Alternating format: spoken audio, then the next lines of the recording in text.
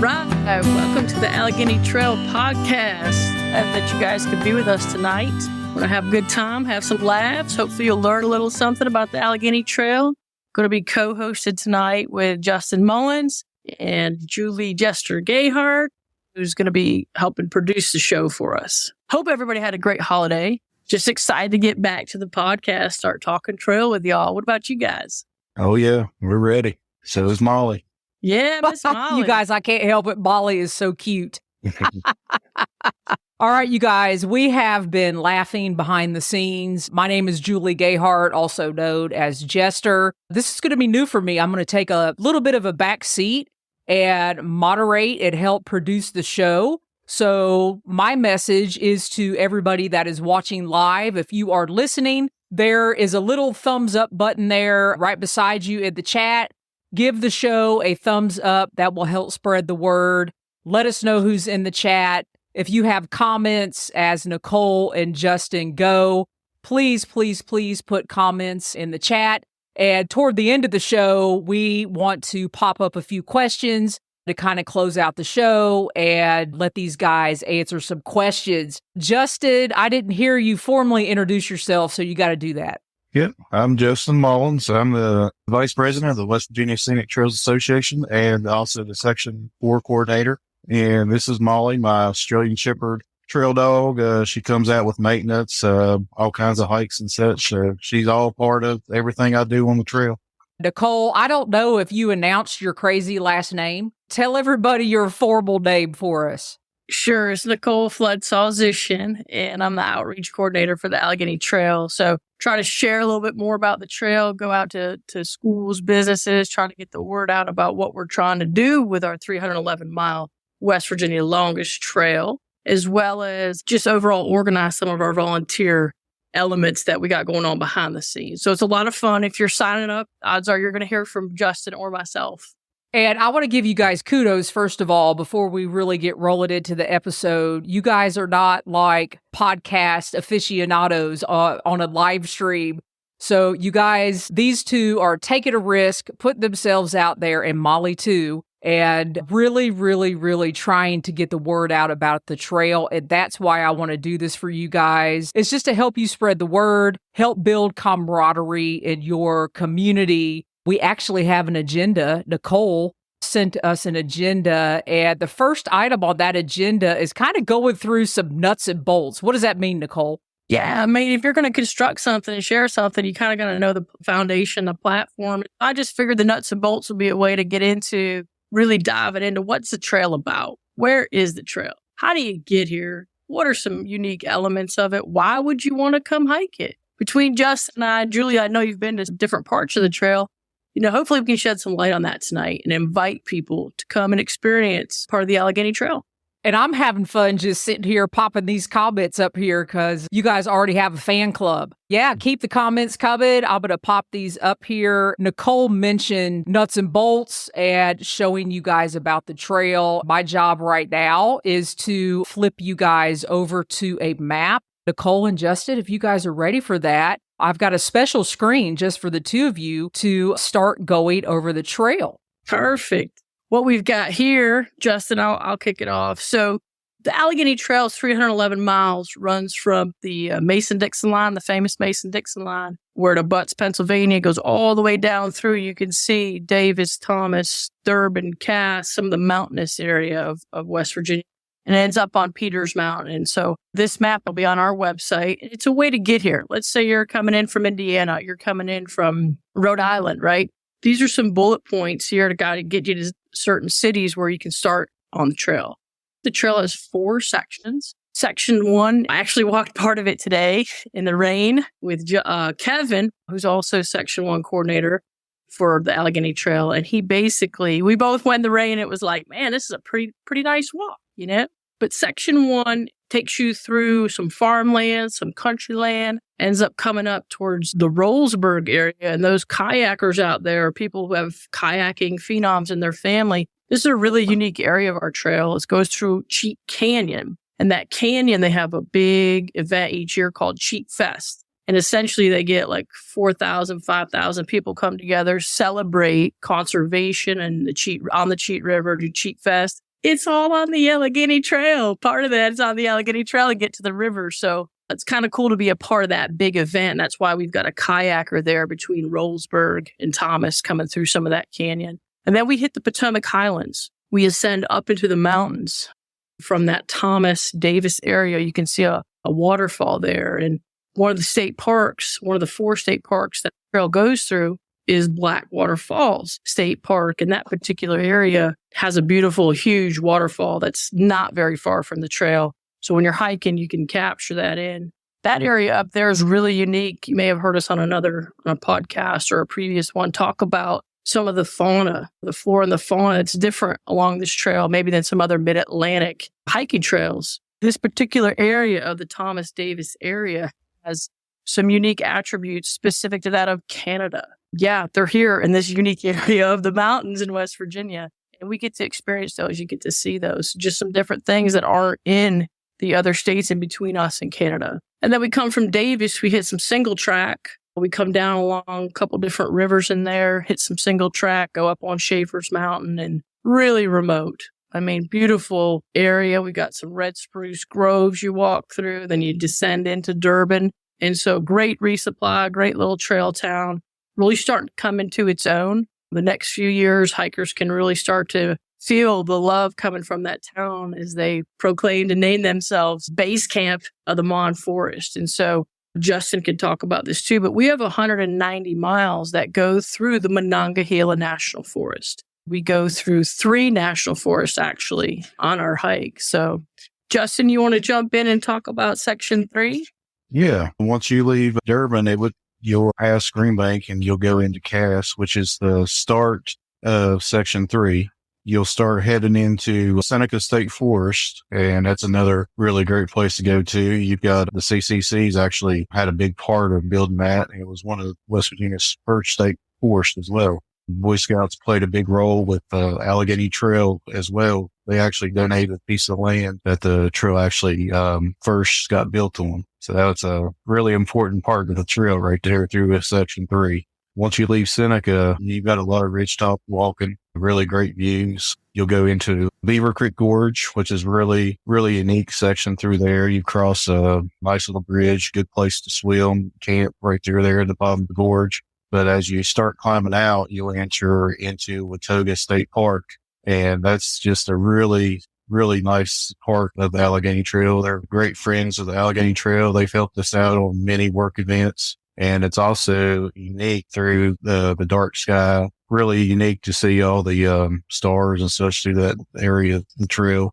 And once we leave Watauga, you'll go into Bear Branch, which is an open field. I think that's one section of trail that whenever it's maintained and cut, which I try to get cut as often as I can, but it's you get some unique flowers, foliage through that area, nice little campsite that you can see wildlife. And as you leave there, you'll actually climb up to another ridge and you'll be able to see Lake Sherwood on one side. You can climb down the mountain, explore Lake Sherwood, take a break, shower, all that nice stuff before getting back on the ridge. And from there, you'll enter into section 4. Section 4 is split up into 2. We have our gap that's right there in the middle of the trail that goes through the George Washington Jefferson district. We're still working on completing the trail through there, but we have an alternate roadwalk right now. 4 North starts at Lower Run Trailhead, and it's the 16-mile section that is broke up perfectly for beginner hikers. And 8 miles in, you've got a really amazing shelter, the Graham Shelter, which was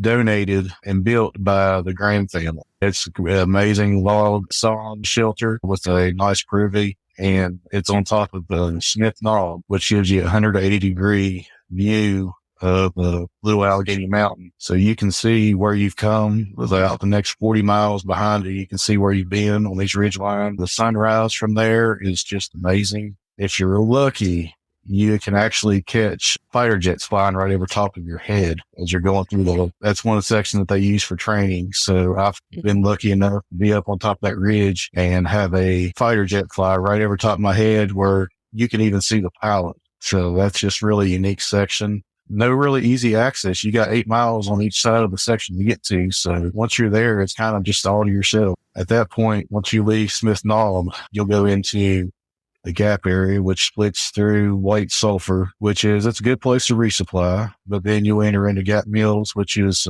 Cove Lake State Park, which is really great, especially in the fall foliage. Superintendent's really great to hikers, really friendly. You've got Amish Cheese and More store, really good place to stop on your way up to Hanging Rock. They got all kinds of snacks, cheeses, meats, a little sandwich shop inside. One of the highlights for Section 4 South as you're coming out of the Gap is Hanging Rock Raptor Observatory. It's definitely the most visited section or visited place on the trail. It's a full 360-degree view. It's an old fire tower that's been rebuilt, and it's just a really unique section as you're going through there. It's great. It's beautiful, and we can get into more detail throughout the year as this goes along. And we're on the Far Out app, and we've got our own hiking app and things like that. A couple other unique features.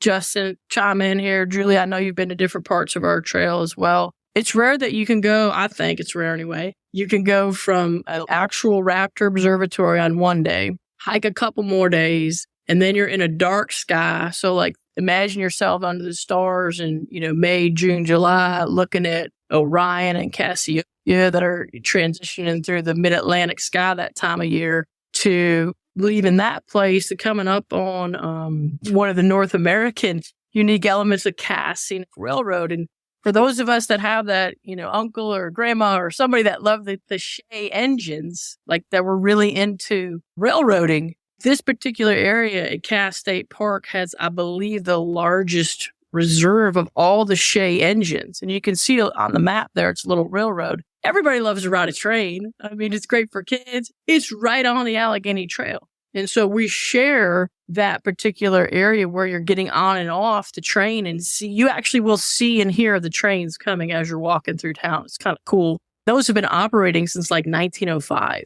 So it's kind of like a little transition back to history as you come through different parts of West Virginia, and, you see the farmland. And so you leave Cass, and the next day or two, you're looking down on modern society with the world's largest steerable radio telescope, right? Which is right above, it's between Cass and Durban in a little town called Greenbank.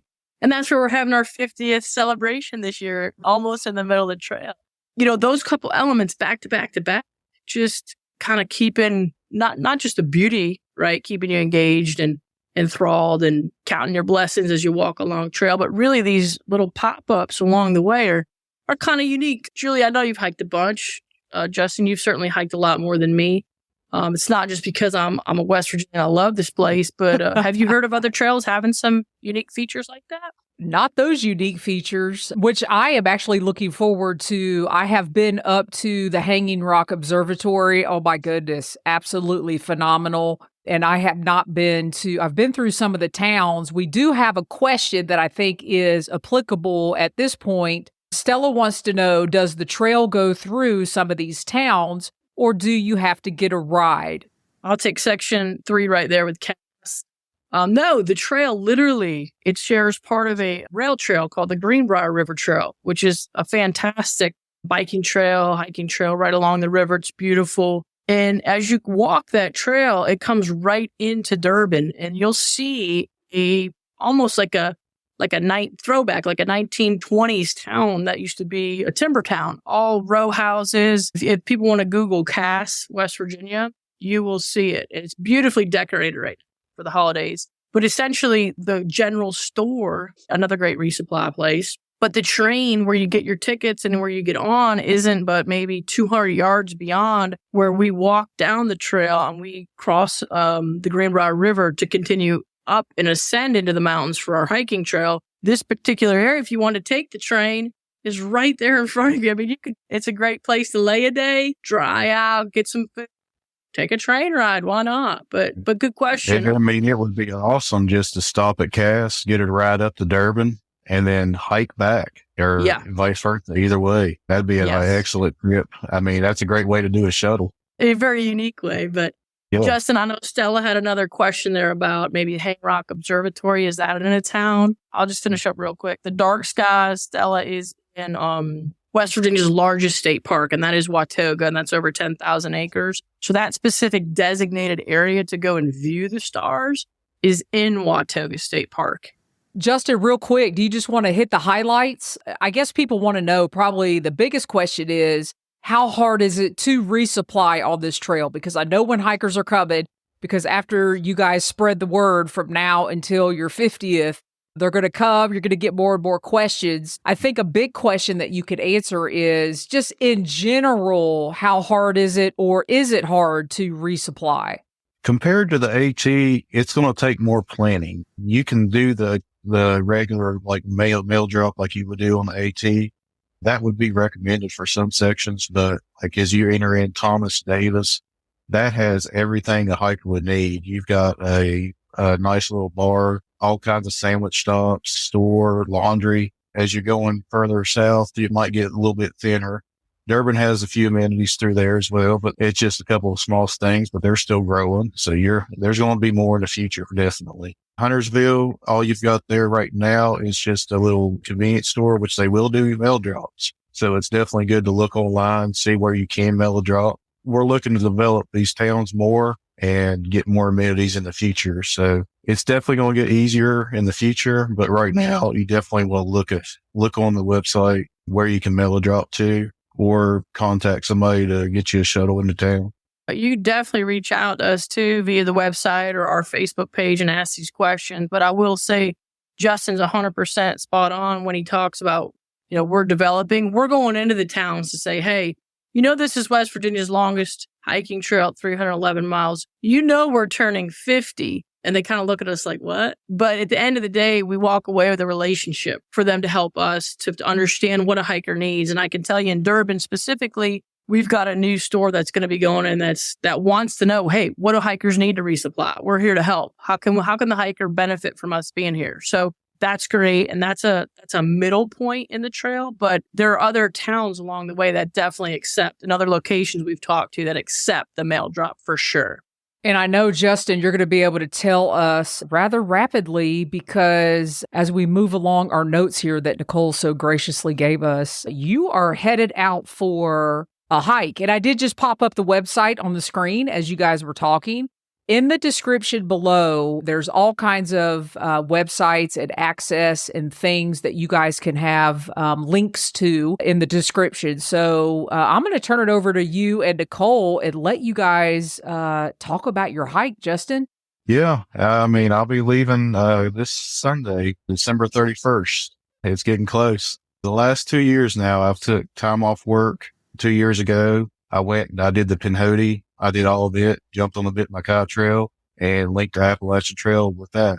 So this year, I did the same thing. I jumped on AT where I left off and just headed north. But I want to do something different this year. This year is not just going to be for me. I'm going to do this hike to benefit the West Virginia Scenic Trails Association by not just hiking the trail, getting waypoints for maintenance, blowdowns. I'm going to be recording and updating the guidebook for the 5th edition that we will hopefully have out before too long, but also far out as well. Be checking the waypoints, updating photos, descriptions, just doing that as I'm hiking through. So it's going to be more than just walking. I'll have to just pay close attention as I'm going. So it's going to be a little bit more than what I'm used to, but I'm looking forward to it. You're going to be great. Just for those of you that have never hiked with Justin or followed him on a work day, he's hard to keep up with, let me tell you. He's used to ripping off like 20 miles a day. Maybe not as much daylight right now, but I know you're still going to be getting your miles. But the cool thing is, for those of us, he's also going to do a ton of amenities, right? Ton of upgrades, if you will, on the Far Out app. And so lots of new pictures, lots of new amenities coming on board. We've got towns starting to kind of reach out to us and be like, hey, can we kind of help out here? As well as a lot of Airbnbs, different things like that along the way. That would be great. Campgrounds for hikers. So we couldn't have a better representative go out and do this, Justin. I hope you know how much that means from the Allegheny Trail's perspective to have not just a great hiker, but to have Molly, the mascot of the Allegheny Trail, go out, keep you company, keep you warm. Because I know there's going to be some cold nights coming up. I've got Molly all outfitted, ready to go. She's got her jacket. She'll be in my sleeping quilt as well, but it's a 0 degrees, so we're going to be in pretty good shape there. But I'm hoping she can do as much of the trail as possible with me. She'll be turning 3 in February.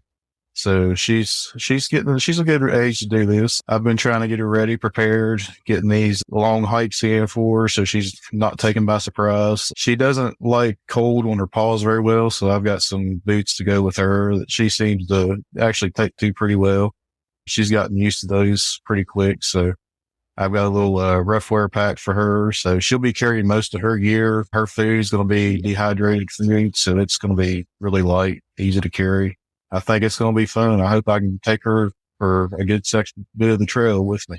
She's great. I know you're going to take care of her just like you take care of everybody and make them feel comfortable and enjoyable on trail, have a good time out there. I know we put together a game plan for you in terms of what we're trying to put together for Trail Angels. You want to talk about that a little bit, how you're going to sort of test out the waters on some of that stuff as a couple of us get to be your Trail Angel?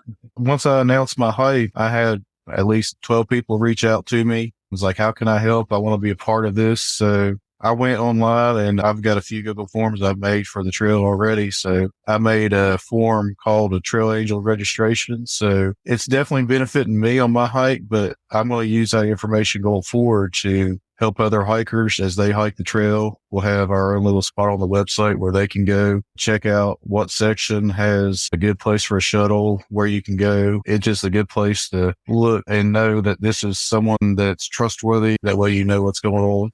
Yeah, that's going to be huge moving forward. And I know people are excited to even just kind of feel like they're helping Molly. Justin might get a hot meal, but I mean, seriously, this is about Molly too, people.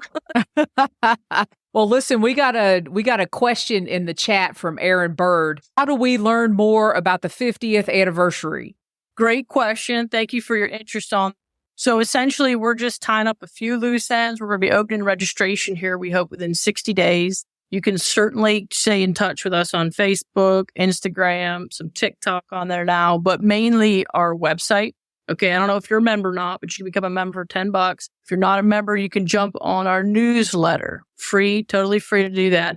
All of the details will be coming out about that 50th during that in that newsletter or Facebook. So at the end of the day, though, I will say that members will have registration first. They're going to be a priority registration period. And essentially, you can mark your calendar right now. It's September 6th, 7th, and 8th. And it's going to be at the Green Bank Observatory. So you can mark that down. Stay with us. We'll be updating you. We've got signed one West Virginia artist the other day to come play some concerts I'm pretty excited about. So that's all I'm going to give you now. Little snippet, little tidbit to keep you hanging on for the next episode. I'm looking forward to seeing people there too. A couple other big time fans of ours are going to be there. More info to come about the 50th anniversary. And as always, whether I'm on my own show or now on the Allegheny Trail podcast, time flies when you're having fun. Justin, let's round out this episode about what is happening in, 3 days, I think, on New Year's Eve. What are you doing?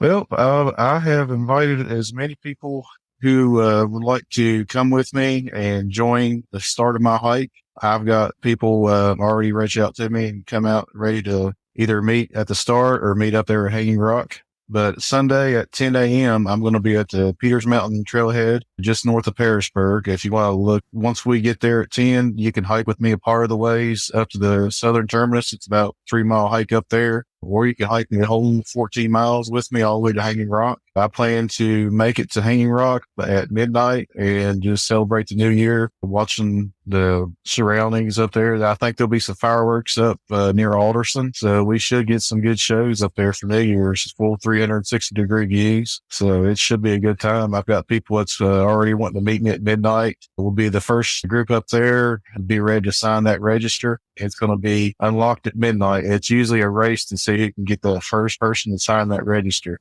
The race is on, people. Get your lives together on New Year's Eve and meet Justin at the Peters Mountain Trailhead, 10 a.m. And I know, Justin, you had asked people to let you know directly, and they can find all of that information on the Facebook page. I'm excited for you guys. We're going to be back next month. Nicolle, or Justin, I should say, do you have any parting thoughts? And then we will turn it over to Nicolle. Well, I just want everybody to, if you got any questions, just let us know about the trail. We really just want people to come out there, get involved with the trail. learn more about it. And I want to do this by doing the hike, not just for updating the guide, but I just want to promote the trail and get more people involved. It's not just hiking, but volunteering as well. Well said, my friend. Well said. Julie, thank you so much for being a part of this, producing this. I'm going to take us out and close us out tonight, team. Basically, the next one is January 17th, another live YouTube Allegheny Trail podcast, be number 2. We'll post on Facebook. We'll post on our social media a little bit ahead of time about that. And even if you if you don't get a chance to watch it live, share it with your friends. Please feel free to comment, like, thumbs up it, do whatever you can to help us spread the word. And like Justin said, right, this is a pure invitation to learn about our trail. Come enjoy our trail. If you're not hiking anymore, but maybe you like to drive shuttle, or you like to be the camp cook or keep the campfire going, come on out and volunteer with us. Until next time, happy trails.